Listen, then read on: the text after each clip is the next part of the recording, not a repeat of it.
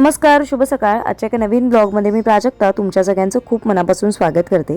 तर आज ना सर्वात आधी मी करणार आहे ना उद्याच्या डब्याची तयारी। तर त्याच्यासाठी मी कडधान्य भिजत घालणार आहे आणि यावेळेस ना माझ्याकडे जी बारीक चवळी आहे ना ती बाय डिफॉल्ट आलेली आहे। म्हणजे सचिनला मटकी आणायला सांगितलेली आणि मटकीच्या जागी मग तो बारीक चवळी घेऊन आलाय आणि मग ती पण आता संपवली पाहिजे आणि म्हणून मी म्हटलं चला उद्या टिफिनसाठी चवळी करूया। आणि चवळी थोडीशी पटकन शिजते, खूप जास्त असा वेळ लागत नाही चवळी शिजायला आणि बारीक आहे आणि ती लाल चवळी आहे ती चवीला थोडीशी छान पण लागते आणि तिथल्या तिथे जर ती ड्राय म्हणजे शिजवली ना आपण ती अजून छान लागते। तर म्हटलं चला तीच आपण टिफिनसाठी करूया म्हणून मग ती सर्वात आधी भिजत घालून घेते, कारण मग त्या राहून गेलं ना की कामांच्या गडबडीत राहून जातं। आणि उद्या 31 डिसेंबर आहे। तुमचे काय काय प्लॅन झालेत मला नक्की कमेंट करून सांगा। तुम्ही काय काय रेसिपी ट्राय केल्यात? बरेच जण बाहेर जातात किंवा बाहेरचा काहीतरी एक दिवसाचा डिनरचा प्लॅन वगैरे असतो बऱ्याच जणांचा, पण मला घरीच काहीतरी करून खायला आवडतं। त्याच्यामुळे मी अजून काही गोष्टी अशा ठरवल्या नाही आहेत, पण उद्याच्या ब्लॉगमध्ये तुमच्याबरोबर नक्की शेअर करेन। ज्या गोष्टी शेअर म्हणजे करणार आहे त्या गोष्टी नक्की उद्याच्या ब्लॉगमधून शेअर होतील। आज तुमच्याबरोबर काल मी ब्लॉगमध्ये तुम्हाला कमेंट केलेल्या तशा 2 गोष्टी आज शेअर करणार आहे, म्हणजे 2 रेसिपी शेअर करायच्यात। त्याच्या आधी आज मार्केटमधनं येताना काही गोष्टी घेऊन आलेली, म्हणजे खूप जास्त नाही आणल्या, जी फळं आणि थोड्याफार जे काही भाज्या आणायच्या होत्या ना त्या घेऊन आली। मी ॲक्च्युली गेलेली भाजीच घ्यायला, पण खूप जास्त मी भाजी शोधत नाही बसली, कारण ऑलरेडी दादरला खूप जास्त गर्दी होती म्हणून मग ना मोजक्याच भाज्या आणल्या, ज्याच्यामध्ये गाजर आणला। तर मी म्हटलं उद्या 31 आहे तर म्हटलं काहीतरी स्वीट करावं। तर गाजर हलवा तर करायचा आहे मला, पण त्याच्यामध्ये काय वेगळं आपण करू शकतो त्याचा विचार करून मी गाजर घेऊन आलेत आणि जर काही वेगळी अशी रेसिपी मी ट्राय केली ना तर तुमच्याबरोबर नक्की शेअर करेन। म्हणून अर्धा किलो गाजर आणले आणि आता गाजर खूप स्वस्त झालेत, म्हणजे 20 रुपये अर्धा किलो झालेत, म्हणजे मला तरी दादरला 20 रुपये अर्धा किलो मिळाले। आणि त्याचबरोबर आज आपल्याला चटणीची रेसिपी ट्राय करायची। त्याच्यासाठी माझ्याकडे पुदिना नव्हता, कोथिंबीर तर माझ्याकडे घरी असतेच, पण पुदिना काय मी प्रत्येक वेळेस आणतेच असं नाही, एकदा कधीतरी 15 दिवसातून वगैरे आणला जातो। तर तो घेतला आणि 4 ॲपल आणले छोटे छोटे, कारण सकाळी जेव्हा ऑफिसला घेऊन जायचं असतं ना सकाळी तर काही तेवढा वेळ नसतो, त्या दिवशी वेळ असतो त्या दिवशी निवांत बसून खाता येतं, पण कधी कधी वेळ नसतो ना म्हणून मग मी ट्रेनमध्ये खाते। तर मग ते अख्खं एक घेऊन गेलं ना बॅगेत टाकून की बरं पडतं। आणि दुधी पण ना आज मी अगदी बघून छोटासाच एका वेळेला होईल ना एवढाच घेतला आहे आणि बऱ्याच वेळा मी दुधी तो कट करून ठेवत नाही फ्रीजमध्ये वगैरे किंवा बाहेर पण ठेवत नाही, एका वेळेला होईल ना एवढाच दुधी घेऊन येते। मग तो छोटा का असे ना मग त्याला म्हणजे तो बरा पडतो, थोडासा कोवळा पण असतो आणि जास्त बिया असल्या ना की मग त्या भाजीमध्ये ना थोड्याशा बिया पण लागतात। तर आज आपली जी दुधी आहे ना त्याची मूग आणि मसूरची डाळ करून ना मी म्हणजे एकत्र करून मी वरण करणार होती। तर ते खूप छान होतं, कारण तूर डाळ थोडीशी रात्रीची हेवी पण होते आणि दुधी आणि आज मसूर आणि मूग डाळ असं एकच करायचं होतं। तर सर्वात आधी आपण चटणीची तयारी करू बघा। तर एका चटणीची सुरुवात आपण करणार आहोत, याच्यामध्ये पण आपण खोबरं वापरणार नाही आहोत आणि ही चटणी तुम्ही कुठल्याही पदार्थाबरोबर खाऊ शकता।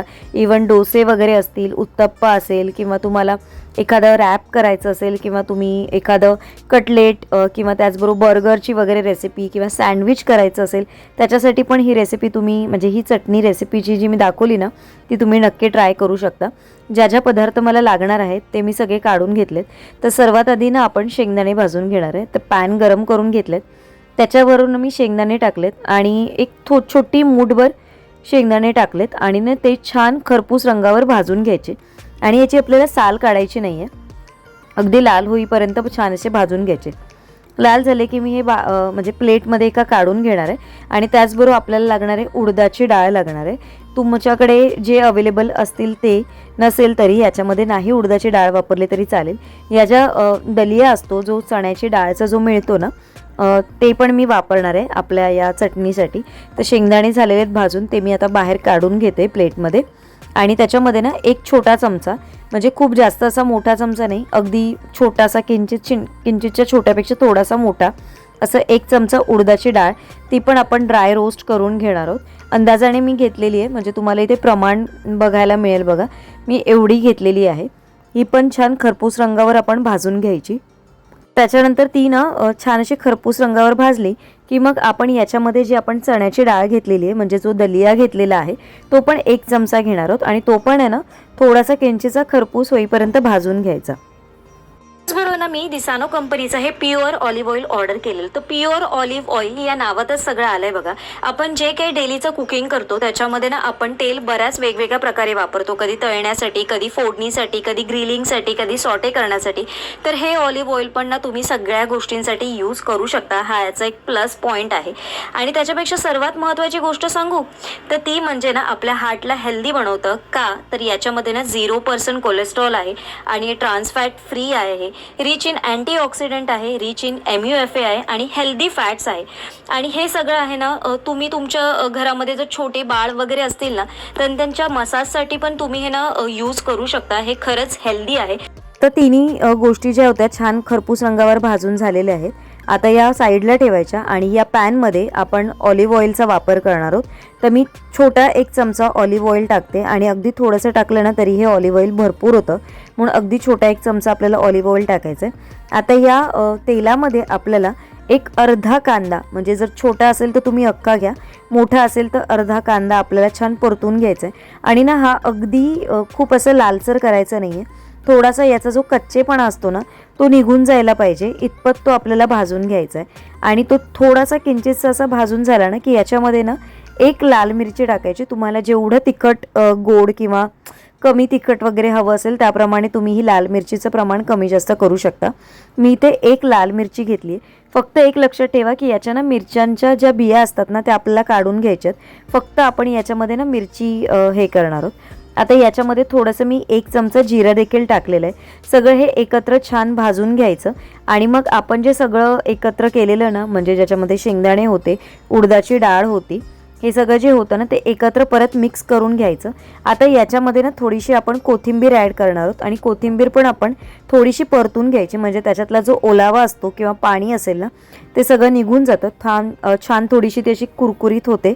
आणि मग आपण ना मग हे सगळं थंड करून मग मिक्सरला वाटणार आहोत. तुम्हाला जर याच्यामध्ये थोडीशी आंबट, तिखट, गोड अशी चव हवी असेल तर तुम्ही चिंचेचा गोळा याच्यामध्ये ॲड करा. मी याच्यामध्ये चिंचेचा गोळा टाकलेला आहे आणि मी बऱ्यापैकी मोठा टाकलेला आहे. ही चटणी थोडीशी अशी टँगी असते ना तीच अशी ही चांगली लागते. तर आता हे सगळं माझं झालेलं आहे. आता मी ने थंड करून घेणार आहे आणि थंड करून झालं ना पूर्णपणे की मग तुम्हाला जेवढं पाणी हवं असेल ना तेवढा पाण्याचा वापर करून तुम्ही ही मिक्सरमधनं बारीक पेस्ट करून घ्या. आणि ना ही चटणी ना भरपूर होते, म्हणजे आता जरी आपलं हे सारण एवढं असलं ना तरी अगदी खूप मोठा एक बाऊल भरून ही चटणी वाटल्यानंतर होते. म्हणजे एवढं तुम्हाला कमी प्रमाण घ्यायचं म्हणजे घेतलात ना तरी त्याची भरपूर होतील. म्हणजे ही बाऊलभर ना आरामात 5-6 जणांसाठी तर इनफ होऊन जाते, कारण ही खूप घट्ट पण होते. आणि वरतून थोडंसं तुम्ही मीठ टाका आणि त्याचबरोबर थोडीशी साखर पण टाका. साखर यासाठी टाकते की गोडावा येण्यासाठी नाही, पण त्याची एक टेस्ट बॅलन्स करण्यासाठी ना थोडीशी साखर टाकली ना की चटणीची टेस्ट खूप छान येते. नाहीतर कधी कधी जे आपण चिंच टाकतो ना त्याने अगदी आंबटपणा आहे ना असं एकदम तोंडामध्ये ना अगदी एकदम असं फटकन असं आंबट असं वाटून जातं आणि तोंडावर एक आंबट टेस्ट ना रेंगाळत राहते. तर त्याच्यासाठी ना थोडंसं किंचितचं साखर टाकायची, म्हणजे त्याची टेस्ट खूप छान येते. आणि कलर बघा खूप छान आला आहे. आणि हे तुम्ही ना ॲज अ डीप म्हणून पण हे वापरू शकता कुठल्याही रेसिपीमध्ये जर तुम्हाला वापरायची असेल. तर ही झाली आपली पहिली रेसिपी.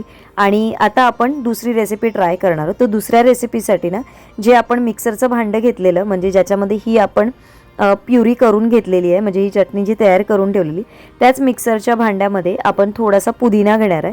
पुदिना अर्धा असेल तर त्याच्या दुप्पट प्रमाणे आपल्याला कोथिंबीर घ्यायचं आहे. हे प्रमाण असतं, जेवढी कोथिंबीर आहे त्याच्या अर्धा पुदिना घ्यायचा. याच्यामध्ये मी 1 मोठा चमचा दही टाकलेलं आहे. याच्यामध्ये तुमच्या आवडीनुसार तुम्ही आलं, लसूण, त्याचबरोबर ओली मिरची, किंवा जर तुम्हाला मिरची स्किप करायची असेल किंवा आलं लसूण यातलं काही स्किप करायचं असेल तर ते करू शकता. थोडीशी किंचितशी हळद टाकायची, थोडंसं जिरं टाकायचं आणि थोडंसं मीठ टाकायचं. आणि मीठ तुम्ही टाकताना ना जर सुरुवातीला नाही टाकलं नंतर टाकलं तरी देखील चालतं. आणि आता याच्यामध्ये आपण ऑइल वापरणार आहोत. ऑइल यासाठी ना कारण बऱ्याच वेळा चटणी फाटली जाते, कारण तिला एक अशी म्हणजे अशी थिक अशी त्याची ग्रेव्ही अशी सारखी होत नाही. ती अशी आपण जर ताटात टाकली किंवा प्लेटमध्ये टाकली तर ती अशी पसरत जाते. तर ती एका जागी नीट राहावी यासाठी आपण याच्यामध्ये तेलाचा वापर केलेला आहे. आणि इथे मी ऑलिव्ह ऑइलच वापरलेला आहे. आणि छान अशी ती मिक्सरमधनं बारीक पेस्ट करून ठेवली आणि छान अशी आपली ही चटणी तयार झाली. मीठ जर तुम्ही नंतर टाकलं ना तर ती थोडीशी कमी पातळ होते. मीठ जर थोडंसं आधी टाकलं ना तर थोडंसं तिला पाणी जास्त सुटतं. तर कालच्या ब्लॉगमध्ये आपण ज्या 2 कटलेटच्या रेसिपी बघितल्या, म्हणजे ज्या स्टार्टरच्या रेसिपी बघितल्या, त्याच्यासाठीच आज मी 2 चटण्यांच्या रेसिपी तुमच्याबरोबर शेअर केले की ज्या झटपट पण होतील, काहीतरी वेगळ्या पण आहेत आणि ज्या तुम्ही कशाबरोबर खाऊ शकता. इव्हन इडली, डोसा, त्याचबरोबर तुम्हाला जर बर्गर पॅटीजमध्ये जर वापरायचे असेल तर वापरू शकता किंवा सॅलडमध्ये पण तुम्ही यूज करू शकता. म्हणजे कशातही तुम्ही त्या चटणी म्हणजे ॲज अ डिप म्हणून पण वापरू शकता किंवा स्टार्टर म्हणून म्हणजे चटणी पण बनवून पण खाऊ शकता. तर रेसिपी नक्की ट्राय करून बघा आणि मला कमेंट करून सांगा. आणि परवाच्या दिवशी आपल्या चॅनलवर किचन टूरचा ब्लॉग मी शेअर केलेला आणि खूप छान छान अशा तुमच्या कमेंट्स होत्या, तुमचे काही त्याच्यामध्ये सजेशन्स होते. तर तुम्ही जे दिलेले सजेशन आहे ते नक्की मी त्याचा विचार करेन आणि येणाऱ्या काही दिवसांमधनं शक्य असल्यास त्या गोष्टी तर नक्की इम्प्लिमेंट करण्याचा प्रयत्न देखील करेन. आणि ज्या ज्या गोष्टींचा तुम्ही मला सजेशन्स दिले ना त्याच्यावर पण आपण एखाद्या ब्लॉगमध्ये नक्की गप्पा मारू. म्हणजे ज्या काही गोष्टी तुम्ही माझ्याबरोबर शेअर केलेल्या आहेत आणि खरंच त्या गोष्टी मी का नाही केल्या आहेत हे माझ्याकडनं पण मी तुम्हाला त्याचं एक्सप्लेनेशन पण थोडक्यात देऊ इच्छिते. पण हा जो गेला वर्ष जो होता तो तर आता संपत आला आणि आता नवीन वर्षात आपण पदार्पण करणार आहोत आणि आपण तेव्हा भेटणार आहोत नवीन वर्षात डायरेक्ट. हा ब्लॉग तो उद्या येईल आणि त्याच्यानंतर डायरेक्ट आपण जानेवारीमध्ये भेटणार आहोत. तर त्याच्यासाठी आणि जी माझी इच्छा होती किचन टूरची ती फायनली तुमच्याबरोबर शेअर करण्या म्हणजे जी होती ती फायनली पूर्ण झाली. तर त्या निमित्ताने आणि एक नवीन वर्षाचं सेलिब्रेशन म्हणा किंवा आपलं चॅनल पण छान छान ग्रो देखील होत असतं, छान छान नवीन नवीन मैत्रिणी आपल्याला जॉईन करत असतात. तर याच्याच निमित्ताने ना मला आपल्या चॅनलवर आज गिव्ह अवे अलर्ट एक अनाउन्समेंट करायची आहे. तर मला असं वाटतं की म्हणजे ज्या ज्या आपल्या मैत्रिणी आहेत ज्यांनी अजून आपल्या चॅनलला सबस्क्राईब केलं नसेल तर त्यांनी पहिल्यात पहिली आधी सबस्क्राईब करा. आणि अलर्टमध्ये काय असणार आहे तर आपल्या चॅनलवरचा आत्तापर्यंतचा माझा सर्वात मोस्ट म्हणजे जो तुम्हाला आवडलेला व्हिडिओ कुठला असेल ना तो मला नक्की कमेंटमध्ये सांगा. आणि तो तुम्हाला का आवडला याचं पण तुम्हाला कारण किंवा याचं जे रिझन असेल ना त्या कमेंट मार्फत द्यायचं आहे. आणि आपण त्यातनं ना 3 गिव्ह अवेचे विनर डिक्लेअर करू की ज्यांनी काहीतरी वेगळं आणि त्या ब्लॉगमध्ये त्यांना काय असं वेगळं वाटलं आणि जो त्यांना का आवडला याचं डिस्क्रिप्शन सर्वात जास्त चांगल्या पद्धतीने मांडलं असेल असे 3 जे विजेते असतील ते आपले गिव्ह अवे अलर्टचे विजेते असतील. आणि त्यांना माझ्याकडनं आपल्या किचनमधलीच उपयोगी अशी काहीतरी वस्तू देण्यात येईल. आणि ज्या वस्तू मी वापरते म्हणजे मी ज्या यूज केलेल्या आहेत अशा नाही, म्हणजे मी ज्या गोष्टी वापरते ज्या तुम्हाला पण असं वाटतं बघून की अरे हा ही आपल्या किचनमध्ये हवी किंवा मी पण वापरावी अशी तुमच्या उपयोगी वस्तू तिन्ही जे अलर्ट जे गिव्ह अवे अलर्टचे विनर असतील ना त्यांना माझ्याकडनं देण्यात येते. ती काय असेल वस्तू ती मी नंतर म्हणजे जेव्हा आपले विनर्स डिक्लेअर्स होतील ना त्यांची नावं त्याच्यानंतर मग मी ते डिक्लेअर करेन की फर्स्ट, सेकंड आणि थर्ड रनरअपला आपण काय गिफ्ट दिलेलं आहे. तर तुम्ही अजून चॅनलला सबस्क्राईब केलं नसेल तर सबस्क्राईब करा. आणि ज्यांनी अजून इन्स्टा आय डीला पण आपल्या सबस्क्राईब केलं नसेल म्हणजे फॉलो नसेल केलं त्यांनी पण इन्स्टा आय डीला नक्की फॉलो करा. तिथे पण आपले छान छान ब्लॉग्स येत असतात. तिथे पण मी छोट्या छोट्या गोष्टी शेअर करण्याचा प्रयत्न करत असते जसं मला जमेल तसं. तर चला आजचा व्हिडिओ मी इथेच एंड करते आणि छान छान अशा कमेंट करा जेणेकरून तुम्हाला पण या गिव्ह अवे अलर्टमध्ये पार्टिसिपेट करता येईल. आणि लवकरात लवकर जसं आपलं एक 3-4 दिवसामध्ये जेवढं तुम्हाला शक्य होईल म्हणजे या आठवड्याभरात जेवढ्या शक्य होतील जेवढ्या जास्तीत जास्त लोकांना त्यांनी छान छान अशा कमेंट करा आजच्या व्हिडिओ खाली. आणि नेक्स्ट वीकमध्ये आपण त्याचे विनर डिक्लेअर करू. उद्या एका छानशा ब्लॉगमध्ये भेटते. आजचा ब्लॉग इथेच एंड करते. सर्वांना Shri Swami Samarth. Bye bye and take care.